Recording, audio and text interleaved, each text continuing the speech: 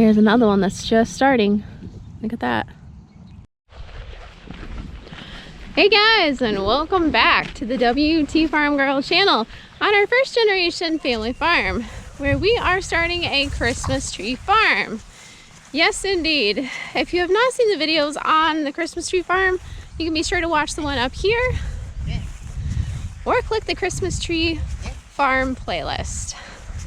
Despite our unusually mild winter this year, we had several trees surprisingly die on us, in the potted tree section especially. They turned bright red, orange, or brown, and they seemed to not be growing anymore. But that wasn't all.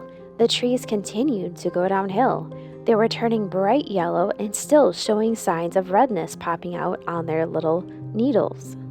Whatever was happening was not done yet, and I needed to figure out fast what was going on, or we could lose our entire Christmas tree farm.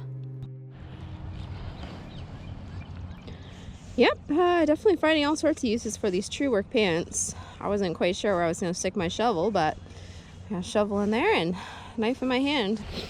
You can see that some of these are already growing up a lot with grass. This is going to have to be cut down away from it.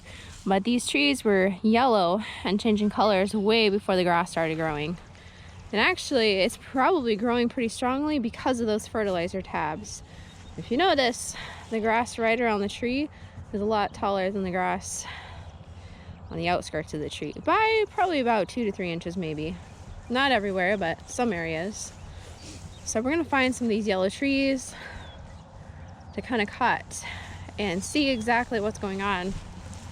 So this tree right here has got some yellowing down here, down below. It's a little bit greener, but then you can also see we've got some bands of brown in here. So this is a good candidate. We actually have some new growth right down in there. Well, it's looking kind of green. So I think we're gonna go ahead and take this little guy right here.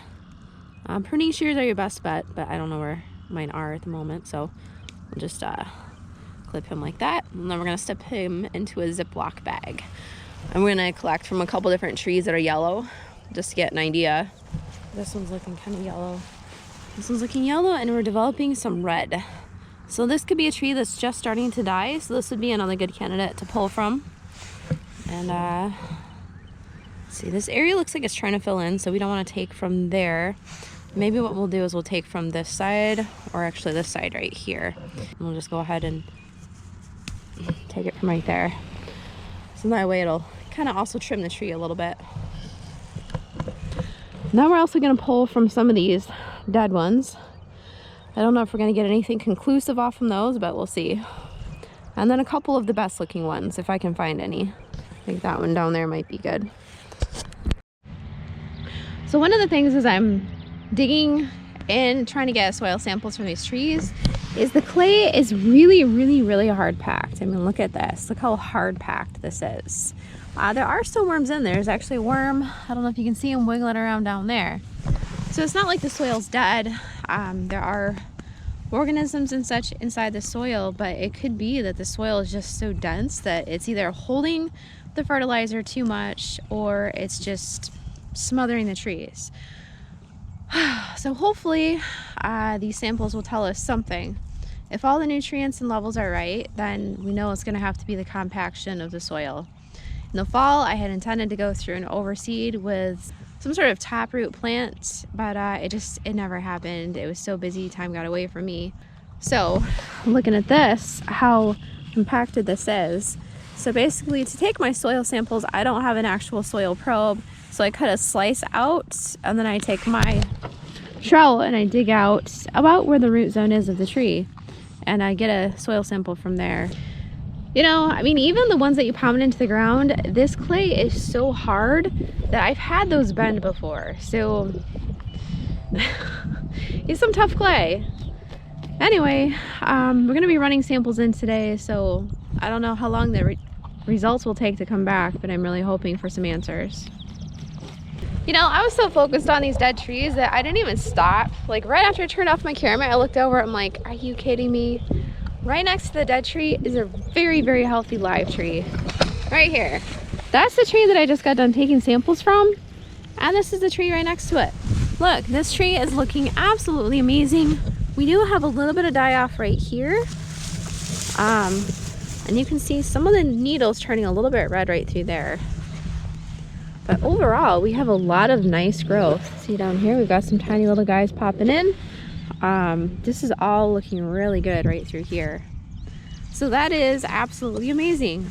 And what is the difference? I mean, you can't say that the ground is more hard packed there than right here. I highly doubt that. But there is something happening. Very, very likely the fertilizer tabs. That has got to be my number one guess, is the fertilizer tabs that we used.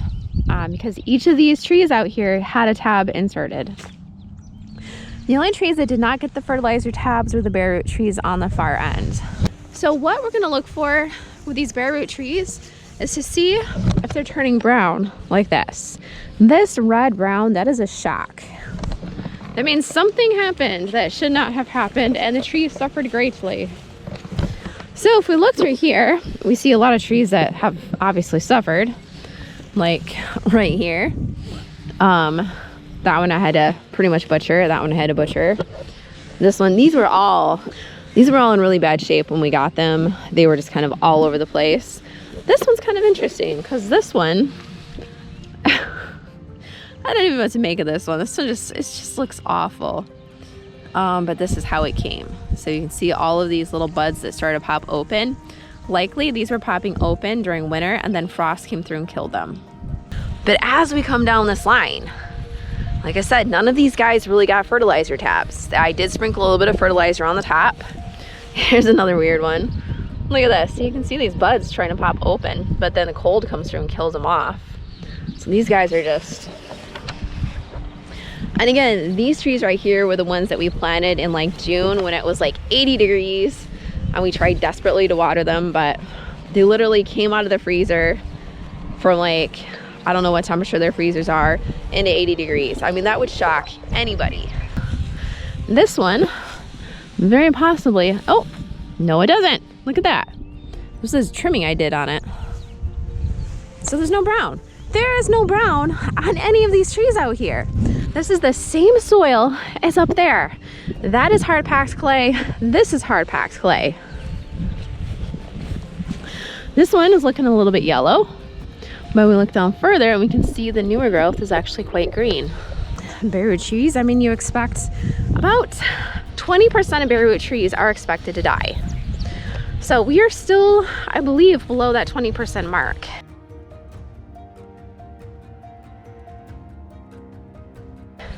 With bare root tree death. But there is none out here that are red. None. You see red right there, but that's a cutting. All the red trees out there are all the ones that we did fertilizer tabs on. The fertilizer tabs are recommended by the nursery that we bought them from. They actually gave us the tabs to use. That's why we use them.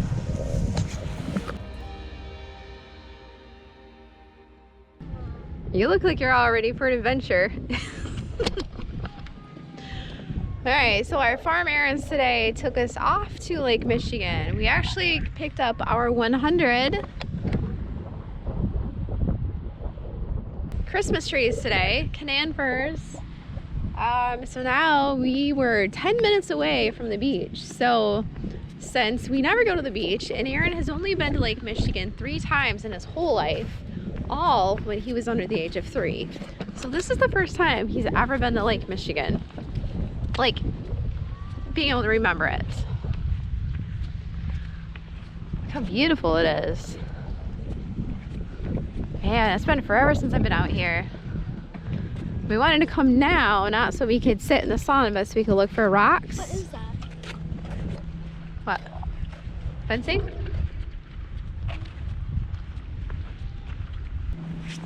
Whoa! Look how big this is. Lake Michigan is pretty much like an ocean. I've never seen this big of an ocean. I'm gonna set my stuff like right here.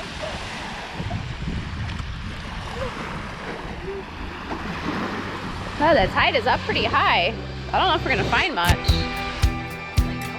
Hear the echo as the thunder comes. They scream out at the top of their I should have rolled up my pants a little bit. I do not live. They couldn't drown me out. Today is the best day of my life. Just you try and change it. Today is the best day of my life.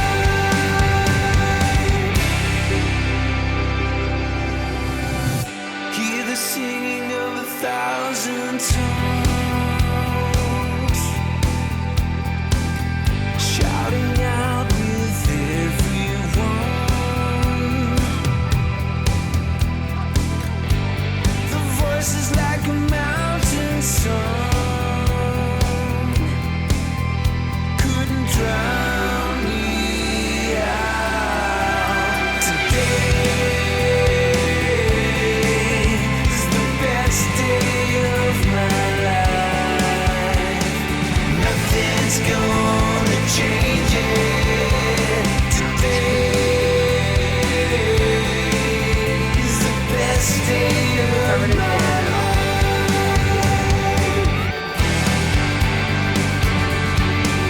It's the best day of my life. It's the best day. It's the best day of my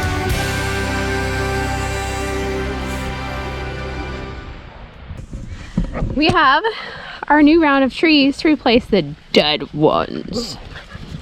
Hi! Oh, you found a dead tree too, didn't you? Yes. You want me to throw it? Sit. Sit. Daddy, sit. Sit. Sit. Sit. Good girl. Ready?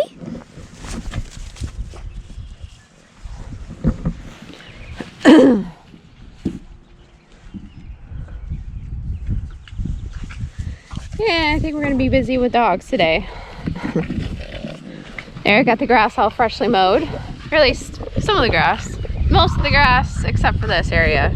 Alright, so we just went through and we watered all these trees. Now these are peat pots. Something new we're trying. So this, you just stick the entire thing into the ground. I know you guys are really gonna like get excited over this, but these decompose. That's kind of the new thing. They already have some roots growing Oh, out. good. Yeah, there you go.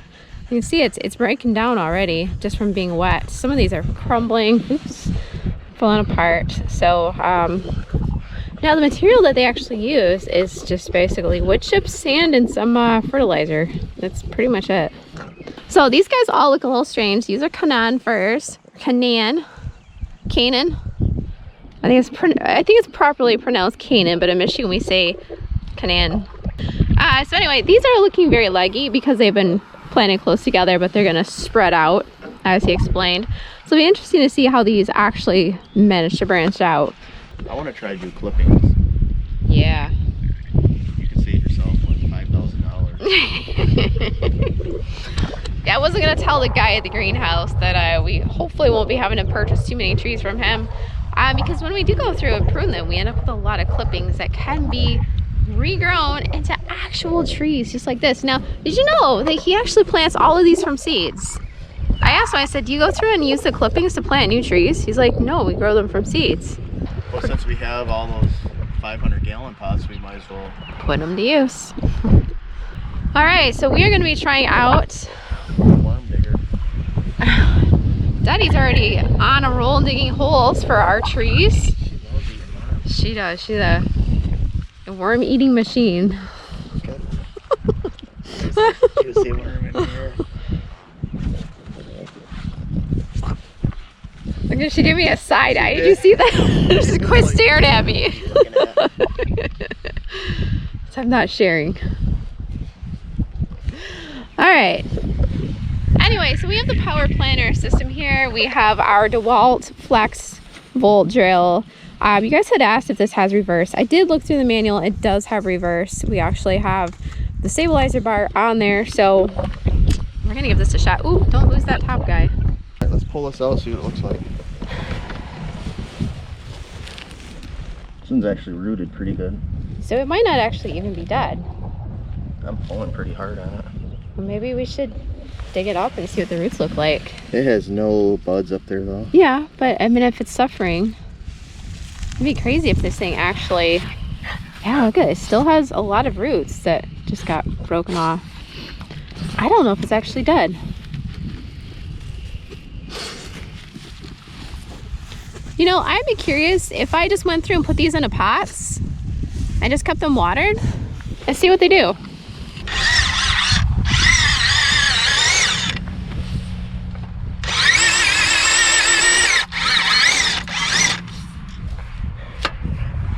How deep do you gotta go? I don't know.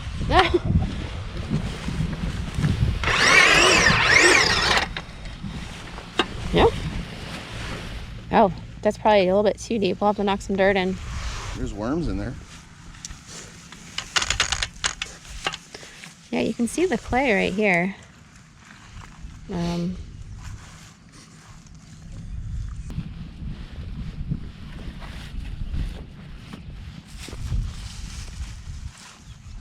It's kind of hard to tell too because that mounded up dirt. Oh. Smaller bit? Is that bit? I think that one's probably fine. See, a lot of these act like they're still on the ground pretty good.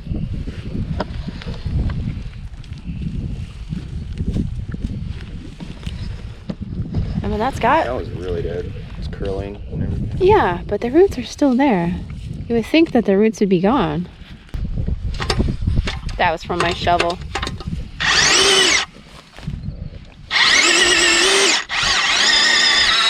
This is on low speed, so you wouldn't want to go any higher than that. Right. The only reason you go high is if you're doing a lot of tiny holes. With big ones, low and slow is the way to go. What are you looking for, Ginge?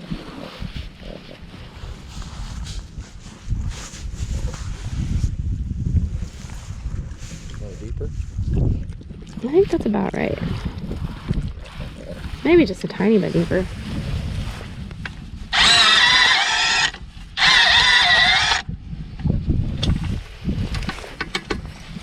I mean, honestly, because we're doing a replant, you can see that, wow, this stuff is like, Ginge, out. Really broken up. So I don't think this is going to tax the battery hardly at all. A lot of that soil we're digging up is from Previous dig, so it's already loose. So new holes would be a different challenge. There. So Eric set to work plucking all of the supposedly dead trees out. All the trees that were red or brown or any combination of orange were all plucked out of the ground. Using the power planter auger system made it a lot more seamless. It required minimal effort on Eric's part to dig a hole, and we were able to put a tree in no time flat.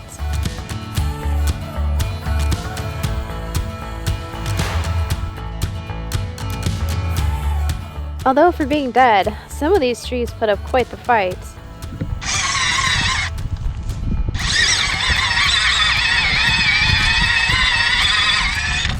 This one's giving you a little bit of a fight. Oh, I'm not even barely pulling the trigger.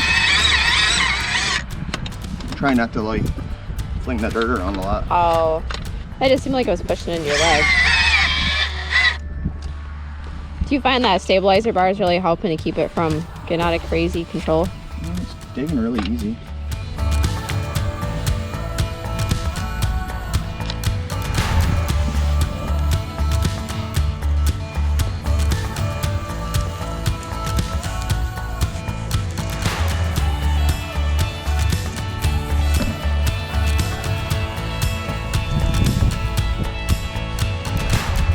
It wasn't too long before we really began to wonder if maybe the trees weren't actually dead after all.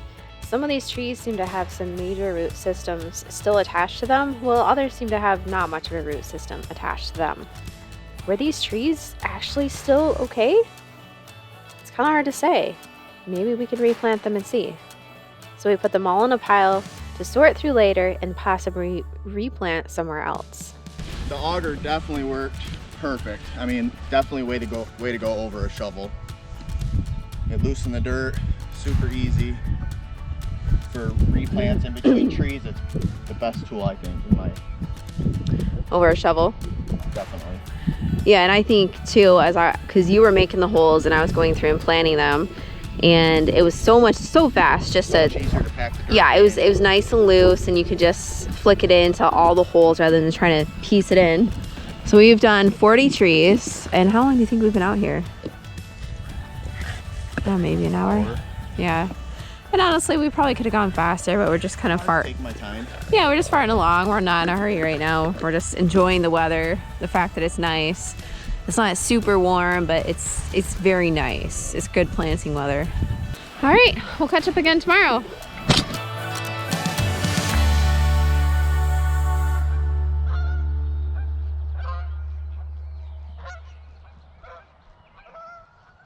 All right, day 2. It is very humid. I wouldn't say it's hot, but it's very humid.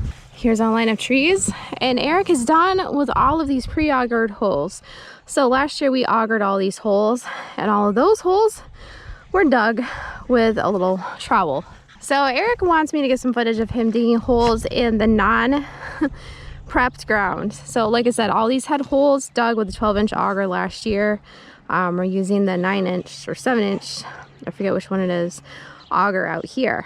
So out there, you can see the lack of green. We've got 2 whole rows that are almost all dead. You can see a tree there, and then nothing, because the roots were cut too short. Those died pretty much instantly, whereas these were all red.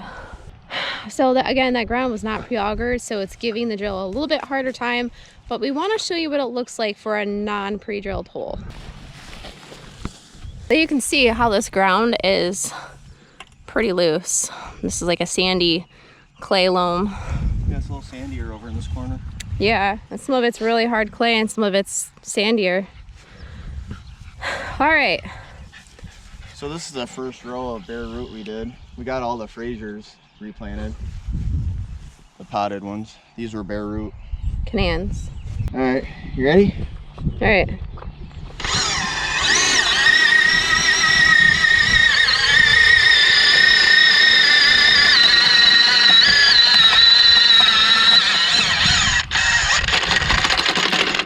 So this looks like a clay sand. So, Or maybe it's solid clay. No, this is solid clay. Holy cow. Look at how much this breaks it up. It looks like sand. I wish my tillage equipment did that. It's a heavy topsoil.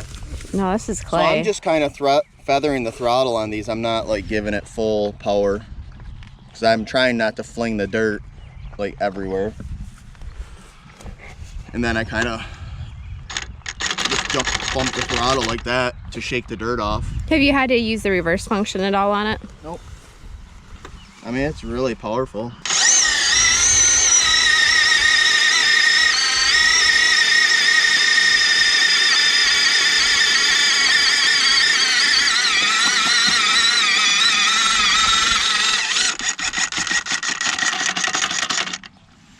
And I have this on the slow setting too.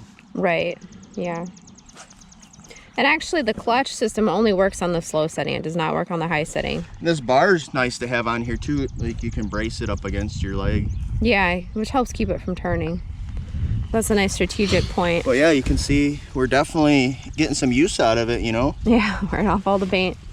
Oh, look at all the grass you got stuck in here. That probably is Sorry.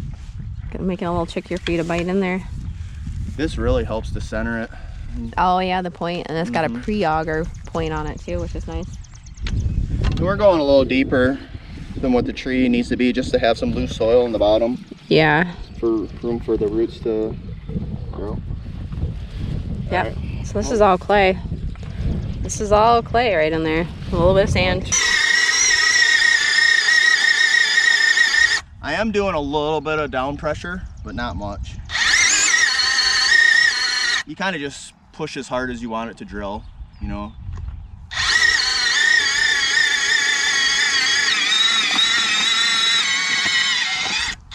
I'm hearing some gravel when I get down deeper. Yeah, I was hearing some gravel too, or some rocks or something.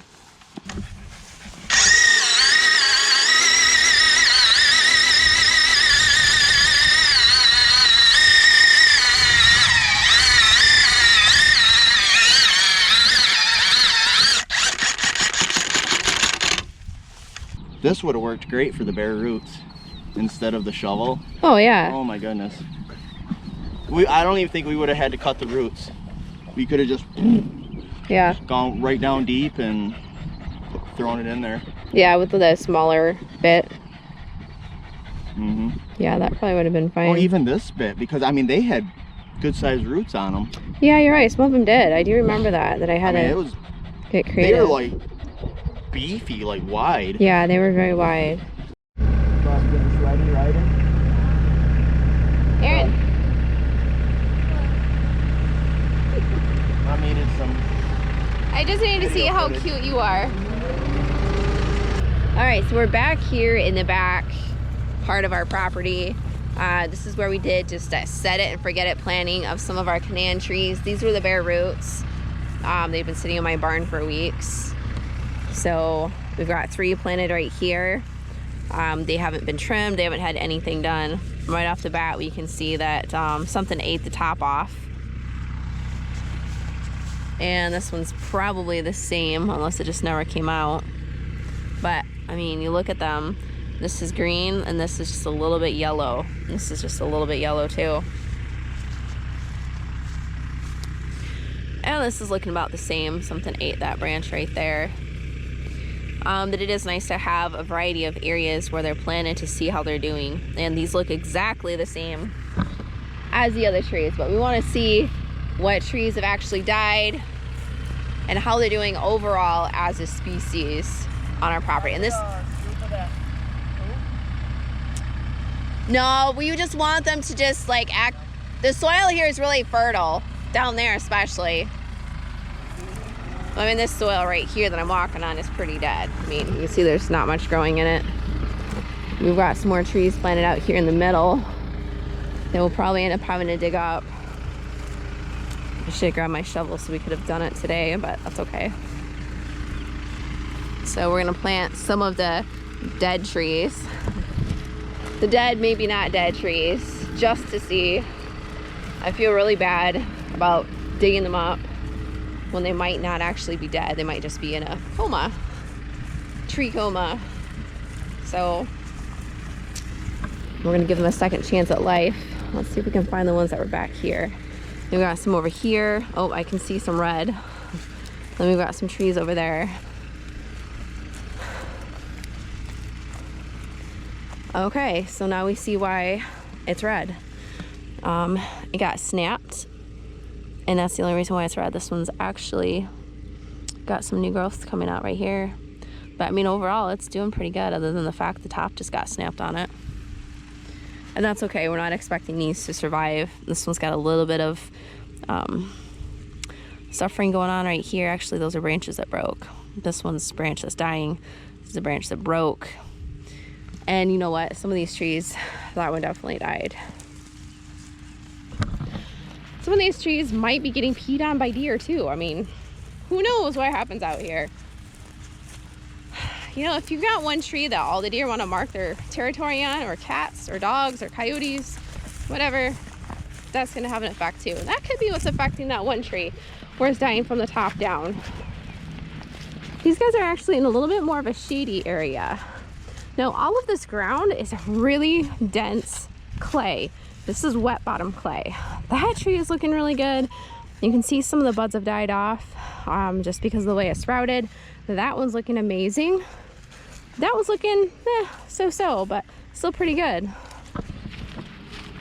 No fertilizer, no watering, no ground prep, nothing. Woo, falling in ruts. I don't even know what the soil pH is back here, but I know it's pretty acidic.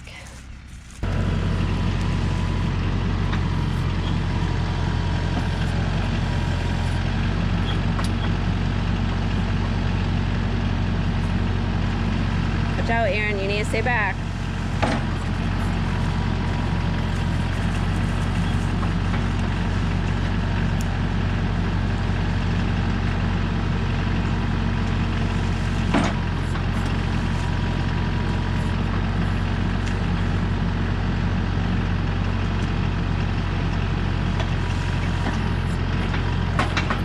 Eric cleared the vegetation off the top using the TYM backhoe, he set to work digging extra holes for these trees. We wanted to replant them back here to see, 1, if they actually were dead, and 2, to see if the Fraser firs could possibly grow in these very different conditions. The soil back here is a heavy clay that stays wet year-round, sometimes filling with water in the holes, and sometimes, like today, where it's just wet to the hands. Would these trees actually be able to bounce back? We weren't quite sure, but we figured we had them and we might as well just give it a try. The power planter struggled just the slightest bit in this heavier clay soil, but it still wasn't any match for it, and we were able to get the holes dug and the trees planted very quickly.